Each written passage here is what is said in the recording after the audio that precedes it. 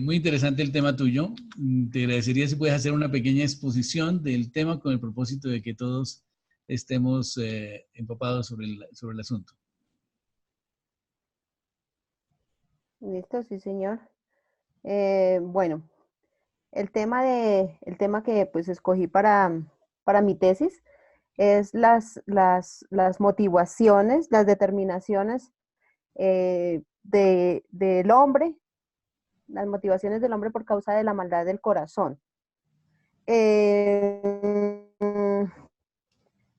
este tema lo tomé en base a que a nosotros nos gusta ser servidos, pero poco nos gusta servir.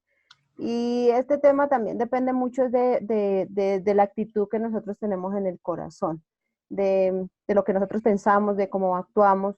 eh, y como eje central de mi tema, pues tomé la parábola de los dos hijos, que está en Mateo 21-28, en el cual el padre, el dueño de la viña, llama a sus dos hijos a trabajar y ellos toman una actitud que es bastante contradictoria, bastante compleja, pues porque al primero le dice que vaya y no va, pero él inicialmente dice que sí. Y al segundo también le dice, y él enfáticamente dice, no, yo no voy, pero hubo un cambio que de repente él terminó yendo. Entonces, el tema me llama mucho la atención porque, porque depende mucho de cómo nosotros tomamos las cosas en el momento que Dios nos llama, de cómo asumimos el llamado, de cómo asumimos el tema para, para acudir al llamado de Dios y cómo esto implica también el hecho de que de esa manera pues se va a impactar a una sociedad, se va a ir a trabajar en pro en este caso hablamos de la viña. Eh, dice de que eh, esto me llevó pues a analizar un poco en dónde radica este problema y cuáles son las posibles soluciones. Entonces, analizando en la misma palabra, vemos que radica en el mismo corazón del hombre, en el mismo,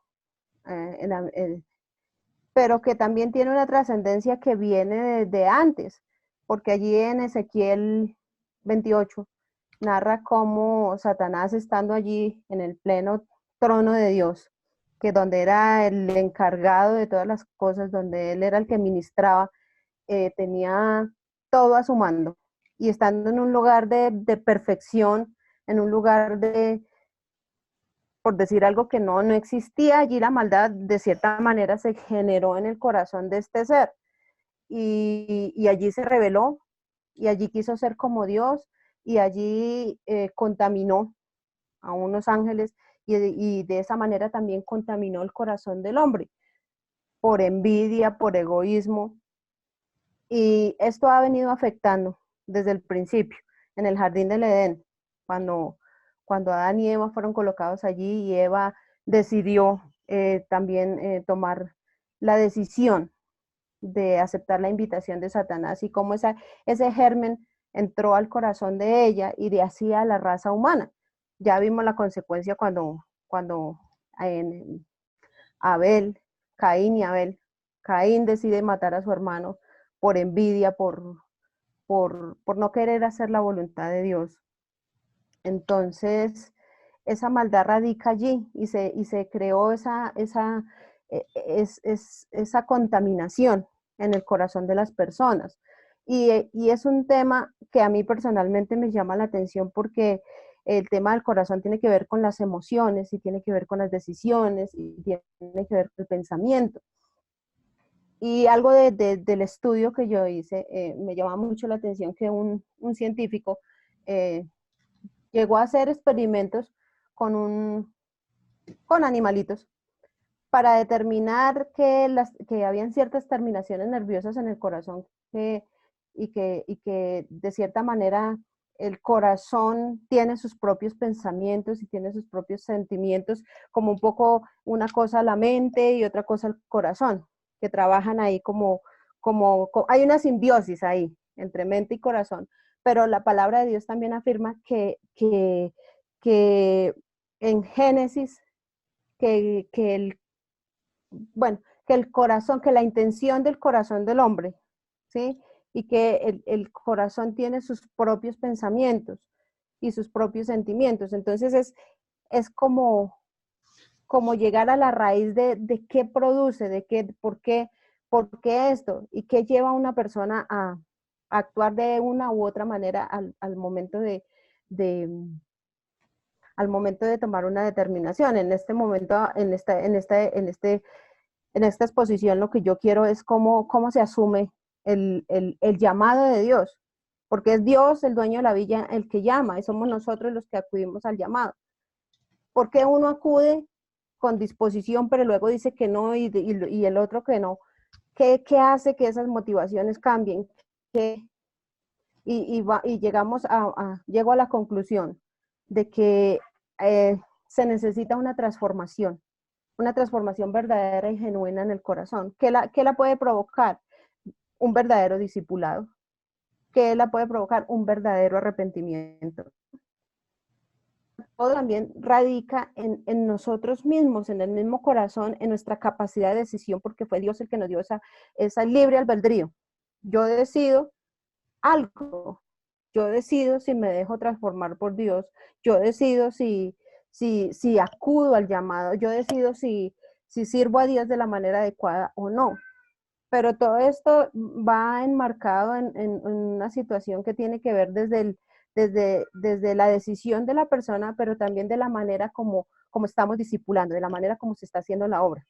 Si se está haciendo un verdadero discipulado para que las personas realmente acudamos o acudan al llamado, al servicio, y que haya esa idea concreta de que vamos a servirle al Señor y que vamos a impactar una sociedad, que vamos a trabajar, pero que se necesita hacer desde el punto de vista de un corazón sanado, de un corazón libre, de un corazón transformado por Dios. ¿Y cómo lo hacemos? Siguiendo el ejemplo de Cristo mismo. En la vida de Cristo es muy impactante porque él desde el inicio todo era enseñanza, él vivía en pos de enseñar, de enseñar, de enseñar y de enseñar, y hasta el día de hoy. Y eso es lo que debemos nosotros hacer, y eso es lo que debemos permitir, que ese cambio en nuestro corazón, que esa transformación de verdad ocurra de una manera adecuada. Entonces la idea radica en que nosotros debemos como siervos de Dios acudir al llamado de la manera adecuada y trabajar en esa transformación, la transformación propia y luego en la transformación de la iglesia, de las personas de la viña, porque nosotros vamos a trabajar en la viña. El Señor nos está llamando a trabajar en su viña y el dueño de su viña quiere tener pues obviamente los mejores frutos. Yo tuve la oportunidad de visitar un viñedo y ver el proceso y cómo desde el inicio, desde que se buscan los esquejes, desde que se hace todo el proceso, se busca lo mejor. Y es como contradictorio, que también lo he plasmado en mi trabajo de tesis, es lo contradictorio de cómo Dios, como el dueño de la viña, procura los mejores esquejes, procura la mejor tierra, busca el clima adecuado, para que esos frutos sean los adecuados y sirvan para el propósito con el cual se hicieron.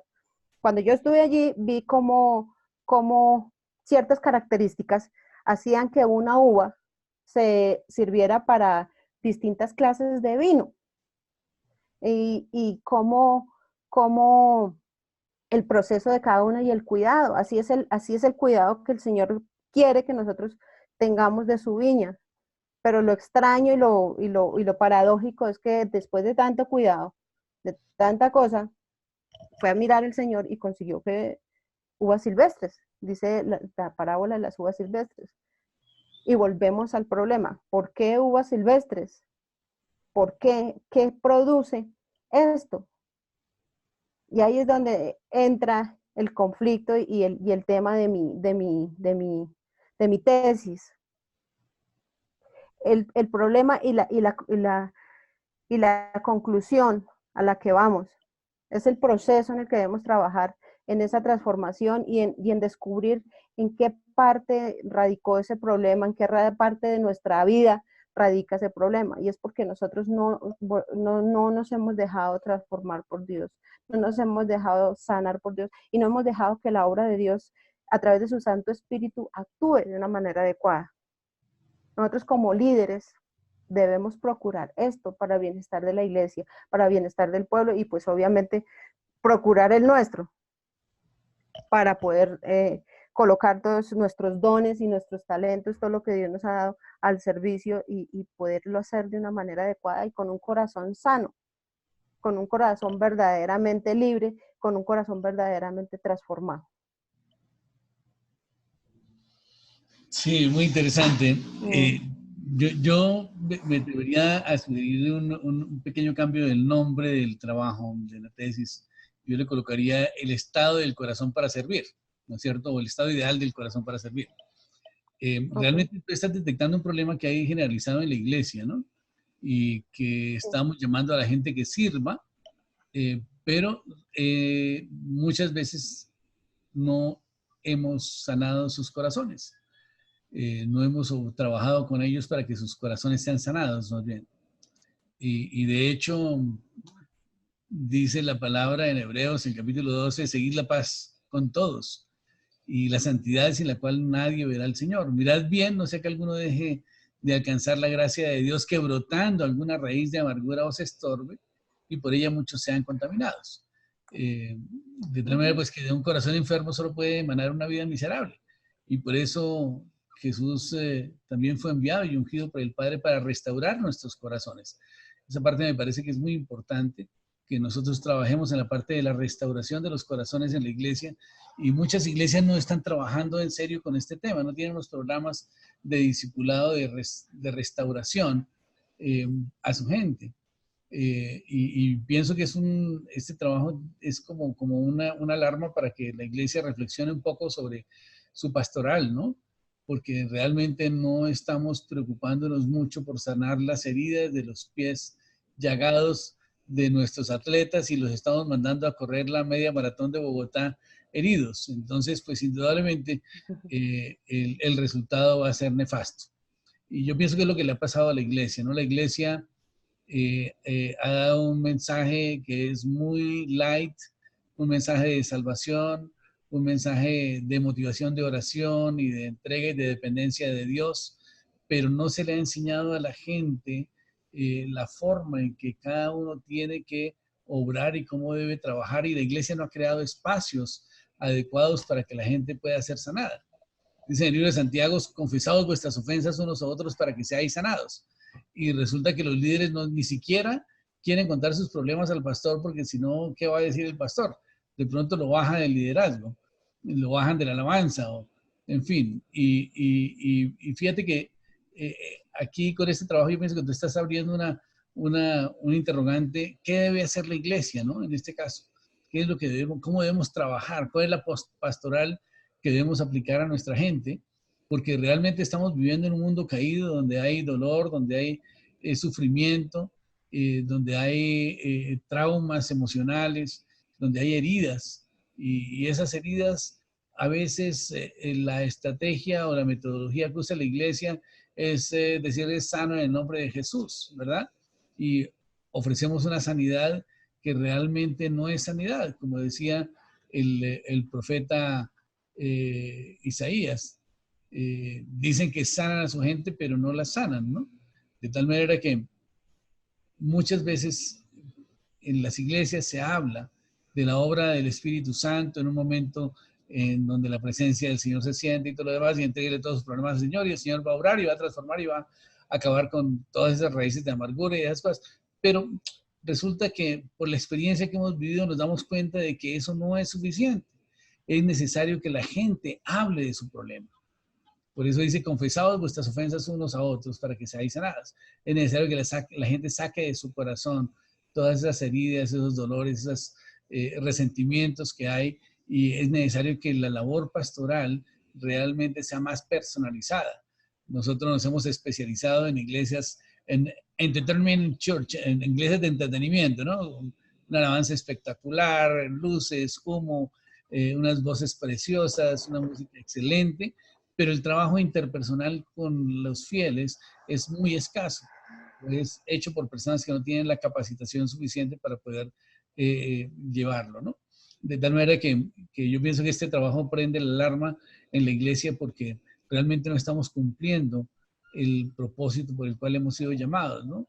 El Señor dice que el Espíritu Santo de Dios está sobre mí, porque me ha ungido para dar buenas nuevas a los pobres. Me ha enviado para sanar a los quebrantados de corazón, a pregonar libertad a los cautivos y vista a los ciegos y a poner en libertad a los oprimidos y a predicar el año agradable al Señor. Y pienso que no estamos cumpliendo con esa pastoral, no estamos sanando a los quebrantados de corazón, estamos dándole ese trabajo al Espíritu Santo. Y resulta que el Espíritu Santo de Dios está sobre mí para yo tener la habilidad, la capacidad de poder interactuar con esa persona, escucharle, cuáles son sus dolores, cuáles son sus heridas, cuáles son los traumas que tiene de su niñez, etcétera. Pero nuestra pastoral no tiene una agenda para poder atender a toda la gente de la iglesia, porque nos hemos especializado en generar iglesias, mega iglesias, en donde la gente tiene que ir al ritmo de la prédica del domingo y al ritmo de los mensajes que se mandan por WhatsApp y de los devocionales diarios y pare de contar. Yo creo que es un problema grave que está viviendo la iglesia, que no está sanando a su gente y la gente lleva años asistiendo a una iglesia y todavía tiene las mismas heridas, los mismos traumas, los mismos dolores, los mismos resentimientos y no han nacido de nuevo en muchos casos. De tal manera que yo pienso que nosotros de alguna manera a nivel pastoral estamos tomando como en menos la misión que el Señor nos dio y tenemos que ver que Jesucristo vino no solamente para pagar el precio por nuestros pecados, para que pudiéramos ser perdonados, sino que también vino a restaurar nuestros corazones. Ahí en Lucas, en el capítulo 4, lo habla, ¿no? Y de tal manera que de esos corazones sanos es que va a fluir esa vida abundante, una vida de paz, una vida de sosiego, una vida sin resentimiento, sin dolor, sin heridas. No puede considerar uno que hay una vida abundante si el corazón no está sanado, ¿verdad?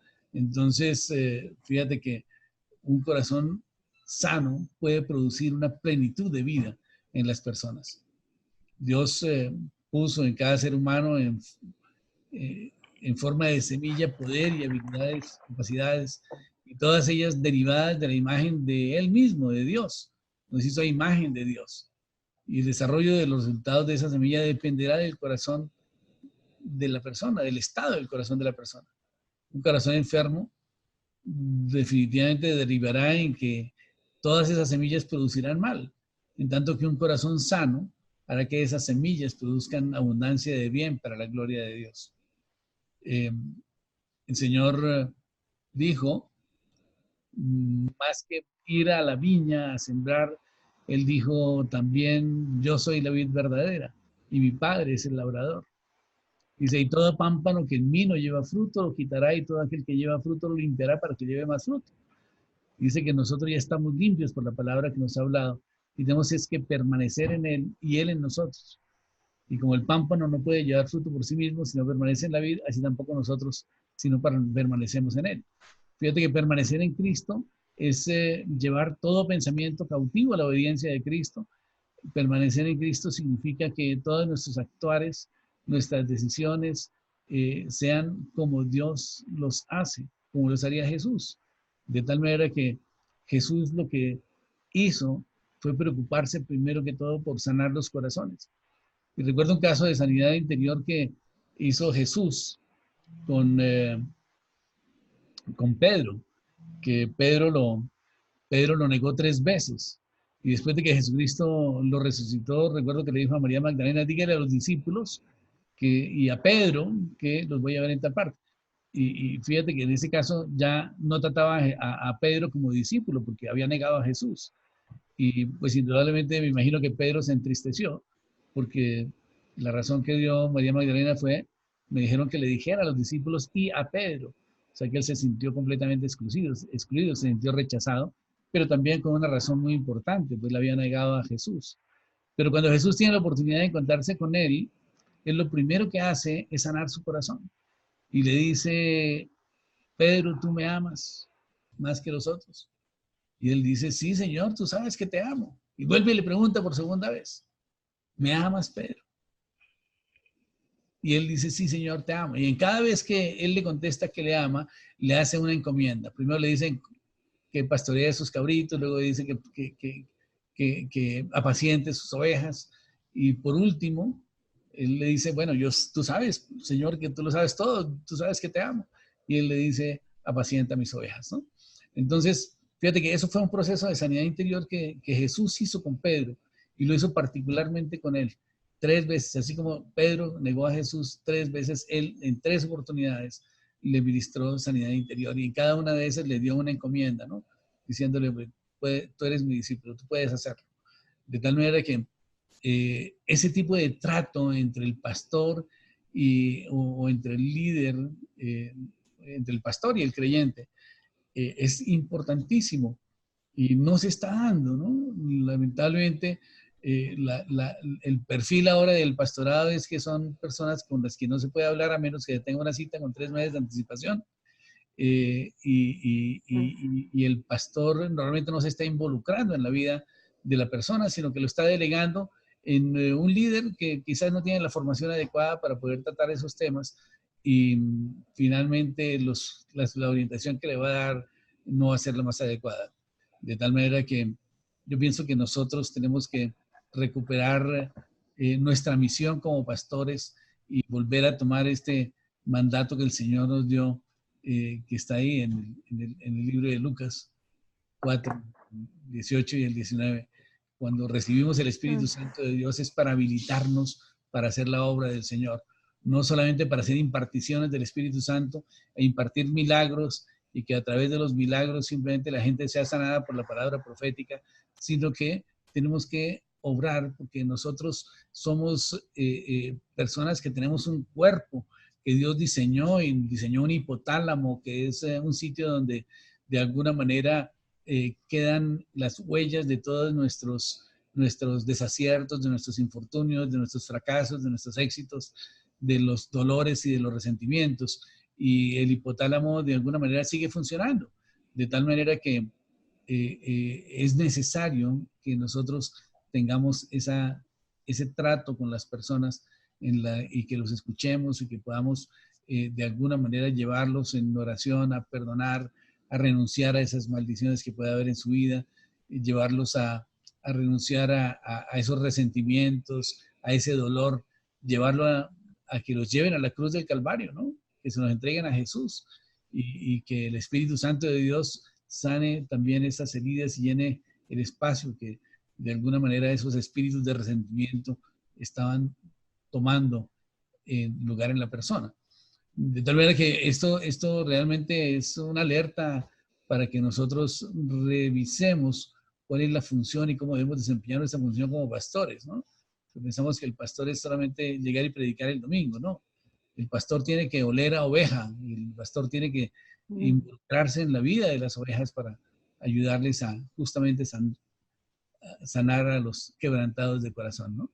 De tal manera que me parece muy interesante el tema y esto pienso que debería concluir con una exhortación a la iglesia para que revise su pastoral y la forma del trabajo que debemos hacer como pastores, de tal manera que podamos estar mucho más cerca de la gente y que podamos realmente ser instrumentos de Dios, porque el Señor nos ha dado su Espíritu Santo, es para sanar a los quebrantados de corazón. Muchas gracias. Gracias, pastor. Gracias, pastor. Pastor Juan Pablo, no sé si tengas algo que decir. Bueno, inicialmente sobre las motivaciones. En los tiempos de Jesús, mucha gente quiso servirle. Algunos se animaron a servirle cuando hacía milagros. Otros se animaron a servirle cuando multiplicó los panes y los peces. Otros querían ser sus segundo y tercero al lado en su reino terrenal que ellos esperaban que formara. O sea, tenían unas motivaciones totalmente humanas y terrenales en ese momento. Y él, en ocasiones algunos se ofrecieron, Señor, yo te seguiré donde sea. Y el Señor le dice, el Hijo del Hombre no tiene donde recostar la cabeza. Es posible que esta persona haya visto una comodidad en el servicio o ciertos cuidados hacia la persona que preside o algo así, y el Señor va a eso. A otra persona que le dice, yo te serviré, yo te seguiré, y le dice, hablándole pero dice, pero deja que entierre a mi padre, y el Señor le dice, ve, o deja que los muertos entierren a sus muertos. Y en esto vemos algo de prioridades, ¿sí? Algo de prioridades. No le dice exactamente no. A algunos da a entender que dice todavía no es el tiempo. A otro le hace entender que si su prioridad es la comodidad o el bienestar, no va a servir, no va a encajar.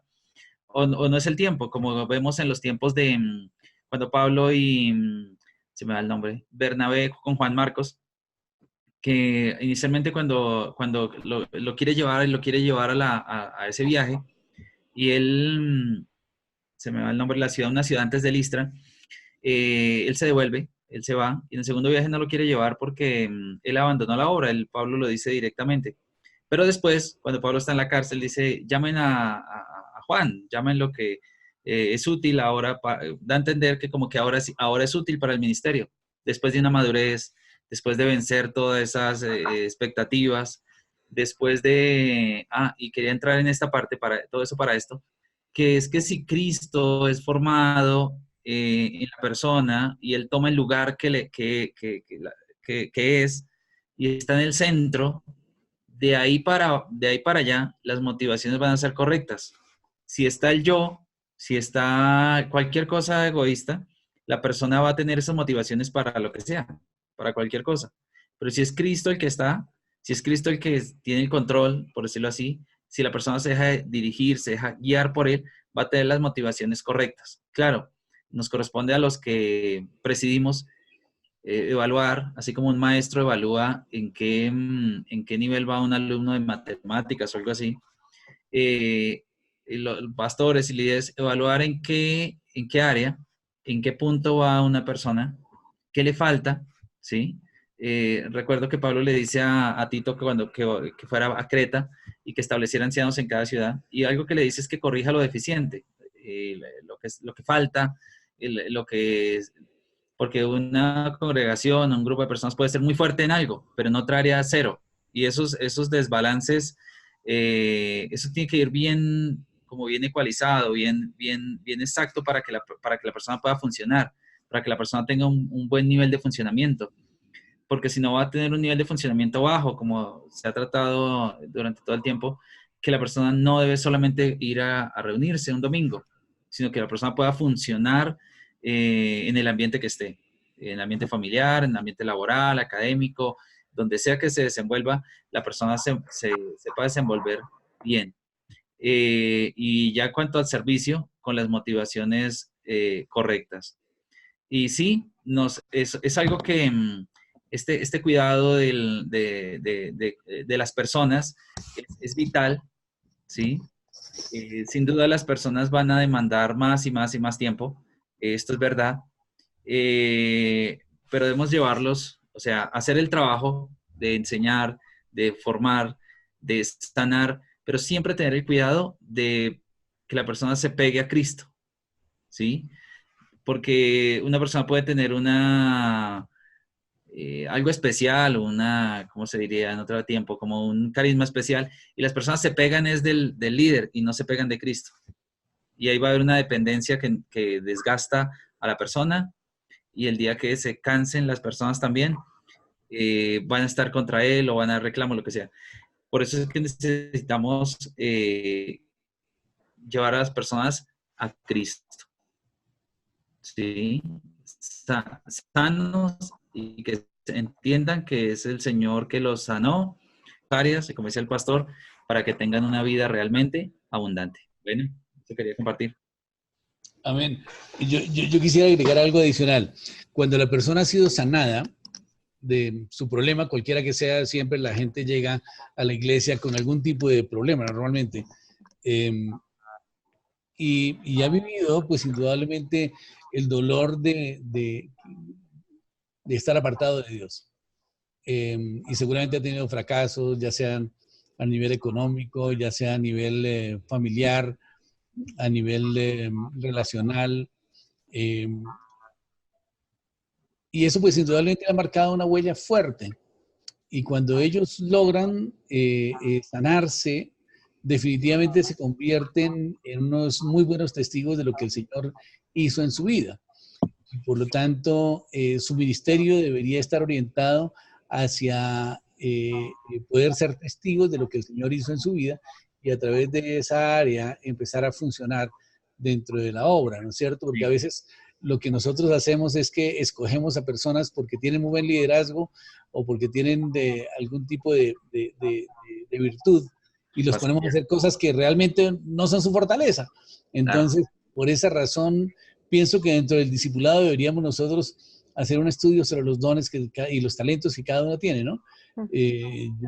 Yo recomiendo que se haga un estudio sobre las fortalezas de cada persona, ¿no? Y de acuerdo con ellas, entonces sí ponerlo a trabajar en la iglesia en esa área, ¿no? Yo he tenido la experiencia por lo menos de personas que son muy buenos líderes y ganan mucha alma, ganan muchas personas, las traen a las reuniones, pero jamás le hacen un seguimiento. Entonces son muy buenos evangelistas, muy buena gente organizando eventos, trayendo gente y todo lo demás, pero cuando le va uno a pedir cuentas sobre los 2 o 3 discípulos que le entregó, uy no, pastor, perdóneme, pero es que no tuve tiempo, no me nació en el corazón, yo no sabía qué decirle, finalmente lo que hice fue llamarlo y decirle, oiga, ¿por qué no ha vuelto a la iglesia? Vaya. Entonces, pero a cambio hay otras personas que sí tienen esa capacidad, ¿no es cierto? De poder interactuar con ellos y de ganar su confianza y le abren su corazón y la otra tiene la paciencia para escucharlo y de alguna manera empieza a orientarlo, ¿no es cierto? De tal manera que yo pienso que dentro de la pastoral bíblica que nosotros manejemos deberíamos considerar también esa parte, ¿no es cierto? De que cada persona pase por un filtro de estudio, de definición de dones, de talentos, de fortalezas y de esta manera pudiéramos delegarles a ellos una misión que sí estén en capacidad de cumplir y que la disfruten, ¿no? De tal manera que yo pienso que eso cambiaría bastante la situación, ¿no es cierto?, del trabajo al interior de la iglesia. Que la persona, primero que todo, trabaje sobre áreas en las cuales haya tenido experiencias con el Señor, en donde Dios realmente haya obrado, ya sea en el área económica, que lo sacó de una quiebra, que, en fin, que haya sido a nivel de una pérdida, ¿no?, que perdió su esposo, su esposa, un hijo, lo que sea, y que pueda ayudarle a otras personas que estén en una condición similar, de tal manera que ellos van a ser pues realmente testigos de lo que el Señor hizo y van a poder compartir esa experiencia pues con mucha elocuencia y con toda la autoridad, pues, ¿no? De tal manera que va a ser muy convincente y ellos van a ver los resultados y van a ver la obra del Señor en sus vidas y van a disfrutarla, ¿no? No hay mejor líder de matrimonio o de parejas que una que haya llegado a la iglesia con el matrimonio completamente destruido y que el Señor lo haya restaurado y que después de esa restauración vienen una cantidad de bendiciones.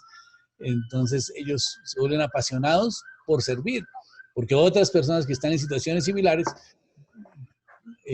salgan de esa problemática, ¿no es cierto? Porque simplemente es disponer su corazón, conocer al Señor, empezar a poner en práctica ciertos principios y respetar ciertos valores y el Señor empieza a hacer la obra de adentro hacia afuera y empieza a cambiar todo. De tal manera que desarrollan su ministerio con pasión, ¿no? De tal manera que yo pienso que el problema es nuestro, ¿no? De decirle a la gente vaya y haga tal cosa, o lo llamamos para que hagan tal cosa para lo cual ellos o no están preparados o no han tenido experiencia en sus vidas o simplemente no lo disfrutan. Así pues que cuando hacemos un trabajo muy personalizado sabemos qué personas han tenido ciertas experiencias con el Señor y eso los convierte en ministerios, pues, en fortalezas para desarrollar ministerios. De tal manera que lo que hemos visto es que cuando el Señor sanó a las personas, la gente lo siguió. Después de ser sanado, la gente lo seguía. Y eso es lo que pasa también en las iglesias. Usted le dedica tiempo a una persona, lo disipula, le ayuda a sacar todas sus raíces de amargura, todos sus resentimientos, que perdone a las personas, que restaura sus relaciones familiares, y finalmente la gente ya encuentra realmente la vida plena y se vuelve fiel en la iglesia y empieza a servir. Pero todo esto viene como consecuencia de que no estamos haciendo la labor pastoral como debiera. Pero el trabajo está muy interesante. Yo creo que como le dije, prende las alarmas en la iglesia sobre cómo debemos trabajar con la gente, ¿no? Porque fíjate que en todos los trabajos que hemos visto hoy, por lo menos prácticamente ha estado orientado siempre con la misma situación, ¿no? Cómo debemos discipular, cómo debemos enseñar a Jesús, cómo debemos enseñar la cosmovisión de la relación con Dios. Y ahí es donde estamos fallando y donde está fallando la iglesia. Y justamente es por causa de cómo llegó el evangelio a nuestras vidas, ¿no? Que llegó un evangelio corto, un evangelio mutilado, un evangelio de emergencia, ¿no? De que necesitábamos que la gente se salvara y punto. Pero por lo demás, pues muy interesante el trabajo, muchas gracias, realmente es un buen esfuerzo.